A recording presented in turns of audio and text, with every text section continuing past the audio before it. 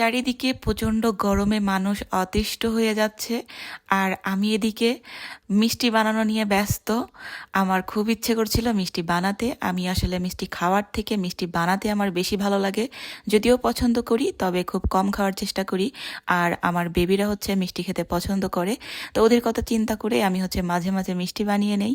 তো মিষ্টি বানানোর জন্য আমি এখানে গরুর খাঁটি দুধ বসিয়ে দিয়েছি। তো ফুটে আসার পরে ভিনেগার আর পানি মিশিয়ে হচ্ছে আমি দিয়ে দিলাম। দুইবারে দিয়ে নিয়েছি। আর ছানাটা কেটে আসার পরে পানি ঢেলে দিলাম যেন ছানাটা ওভারকুক না হয়ে যায়। আর এই তো পাতলা একটা কাপড়ের উপরে ছানাটা ঢেলে নিয়েছি আর পানি দিয়ে ভালো করে ধুয়ে আমি হচ্ছে ঝুলিয়ে রেখে দিয়েছিলাম। পানিটা ঝরে গিয়েছে। আর এখানে হচ্ছে পানি ঝরানো ছানাটা নিয়ে নিয়েছি। তার জন্য নিয়ে নিলাম ময়দা, গুঁড়া দুধ, সামান্য পরিমাণে একটু চিনি আর সামান্য পরিমাণে একটু খাবার সোডা দিয়ে নিয়েছি। আর সুন্দর একটা ফ্লেভার পাওয়ার জন্য এলাচের গুঁড়োটা আমি গুঁড়ো করে দিয়ে নিয়েছি।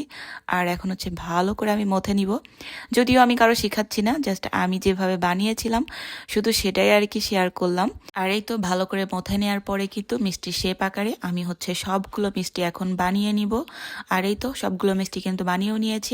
আর এখন মিষ্টিগুলো আমি রান্নাও করে নিব। তো তার জন্য নিয়েছি এখানে প্রায় 2 কাপ পরিমাণে চিনি আর প্রায় 4 কাপ পানি দিয়ে নিয়েছি। আর এটা ভালো করে ফুটিয়ে নিয়েছি। পাশের চুলায় গরম পানি বসিয়ে দিয়েছি।